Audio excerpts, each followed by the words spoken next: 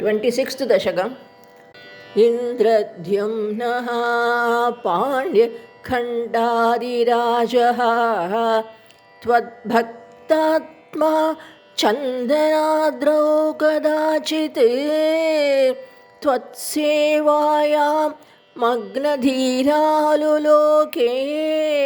न एवागस्त्यं प्राप्तमातिथ्यकामम् कुम्भोद्भूतिः संभृतक्रोधभारः स्तब्धात्मा त्वं हस्तिभूयं भजयति शप्त्वाथैनं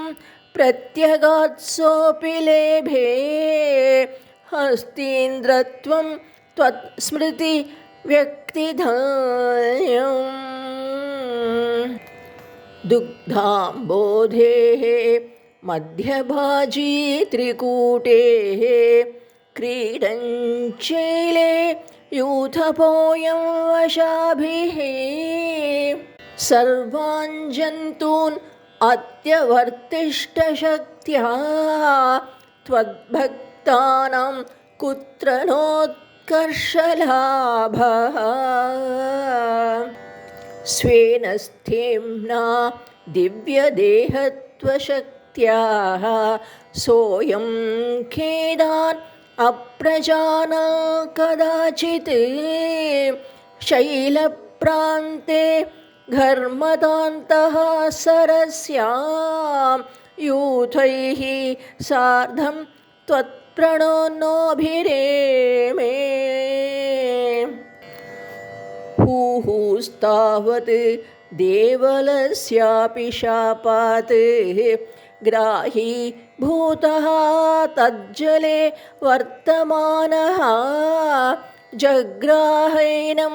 हस्तिनं पाददेशे शान्त्यर्थं हि श्रान्तिदोषे स्वकानाम्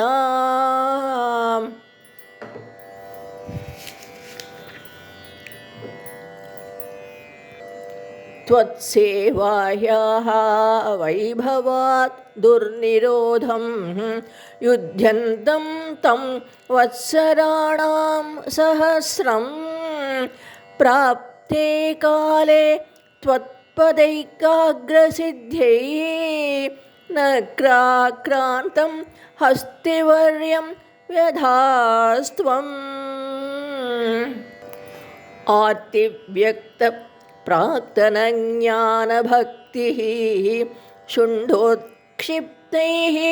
पुण्डरीकैः समर्चा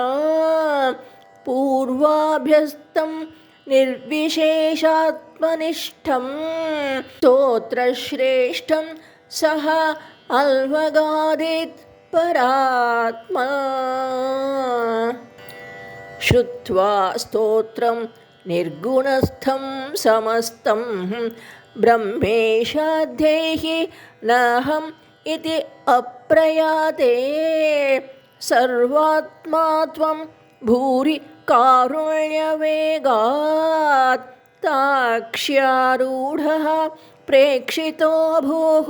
पुरस्तात् हस्तीन्द्रं तं हस्तपद्मेन धृत्वा चक्रेण त्वं नक्रवर्यं व्यदारेः गन्धर्वे अस्मिन् मुक्तशापे सहस्ती त्वत्सारूप्यं प्राप्य देदीप्यते स्म एतत् वृत्तं त्वां च मां च प्रगेयोः गायेत् सोऽयं भूयसे श्रेयसे स्यात् युक्तित्वैनं तेन सार्धं गतस्त्वं धिष्ण्यं विष्णो पाहि वातालयेश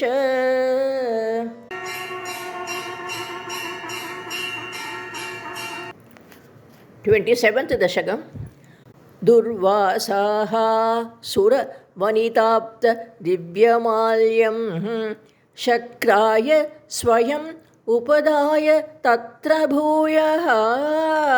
नागेन्द्र प्रतिमृदिते शशापशक्रं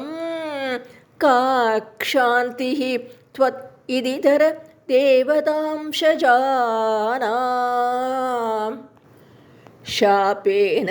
प्रथितजरेथ निर्जरेन्द्रेः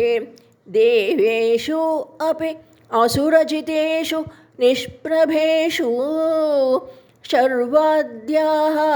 कमलजमेत्य सर्वदेवा निर्वाणप्रभवसमं भवन्तम् आपुः ब्रह्माद्यैः स्तुतमहिमा चिरं तदानीं प्रातुष्यवरद पुरः परेण धाम्ना हे देवा दितिजकुलैः विधाय सन्धिं पीयूषं परिमथत् इति पर्यशाः त्वं सन्धानं कृतवती दानवैः सुरौघेः मन्थानं नयति मदेन मन्दराद्रिं भ्रष्टेऽस्मिन् बदरमिवोद्वहन् खगेन्द्रे सद्यस्त्वं विनिहितवान् पयः पयोधौ आधाय द्रुतमथ वासुकीं वरत्रां पाथोग्धौ विनिहित सर्वबीजजाले प्रारब्धे मथनविधौ सुरासुरैः तैः व्याजात्वं भुजगमुखे अकरोः सुरारीन् क्षुब्धाद्रौ क्षुभितजलोदरे तदानीं दुग्धाब्धौ गुरुतरभारतो निमग्ने देवेषु व्यधिततमेषु तत्प्रियैषी प्राणैषीः कमठतनुं कठोरपृष्ठा वज्रातिस्थिरतर कर्परेण विष्णोः विस्तारात् परिगतलक्षयोजनेन अम्बोधेः कुहरगतेन वष्मणा त्वं निर्मग्नं क्षितिधरनाथम् उन्निनेथ उन्मग्ने जडिति तदा धराधरेन्द्रेः निर्मेधुः दृढमिह सम्मदेन सर्वे आविश्य द्वितयगणोऽपि सर्पराजे वैवश्यं परिशमय अविवृधस्तान् उद्धाम भ्रमणजवोन्नमत् गिरीन्द्रः न्यस्तैक स्थिरधरहस्त पङ्कजं त्वाम् अभ्रान्ते विधि गिरिशादयः प्रमोदात् उद्भ्रान्ता नुनुवुः उपात्त पुष्पवर्षाः दैत्यौघे भुजगमुखानिलेन तप्तेः तेनैव त्रिदशकुलेऽपि किञ्चिदार्ते कारुण्यात् तव किल देववारिवाहाः प्रावर्षन् अमरगणान् न दैत्यसङ्घा उद्भ्राम्यत् बहुदिमिनक्रचक्रवालेः तत्राब्धौ चिरमतिथेऽपि निर्विकारे एकस्त्वं करयुगकृष्टसर्पराजः सम्राजन् पवनपुरेश पाहि रोगात्।